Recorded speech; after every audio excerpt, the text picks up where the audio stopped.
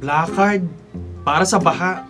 Akala ko ba nagpasa na kayo ng sulat sa barangay nung isang buwan pa? 3 sulat na yung naipasa namin, Elena. Walang nangyayari. Tinan mo yung mga kanal. Puro pa rin mga burak. Kaya dadaanin mo na lang sa ganyan? Baka pag-initan ka lang ng mga opisyal dyan. Ilang taon na nilang pinababayaan ito. Doon sa kabila, lampas tuhod na naman yung mga tubig kahit ambon lang. Hindi na makapasok yung mga bata sa eskwelahan. Alam ko naman yun. Bagsak nga ang benta ko sa tindahan kasi walang gustong lumusong dito eh. Pero tingin mo ba makikinig sila sa karatula? Pipicturean ko ito ha. Ipopost ko to sa Facebook. Tapos itatag ko yung... yan. Itatag ko yung mga opisyalis na yan. Sigurado ka ba dyan? hindi ko Ako yun, be! Sigurado ka ba dyan? Malaking gulo yan sa social media, Mario.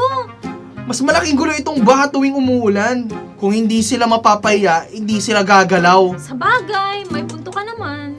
Eh, sawa na ako magbayad ng tax ko para lang lumubog sa ganitong dami. Sasama ka ba sa Dumi kasi picture? yun, be. sa ganitong dumi? Aray ko! Sasama ka ba sa picture? Sige, ibaba ko lang tong payong ko.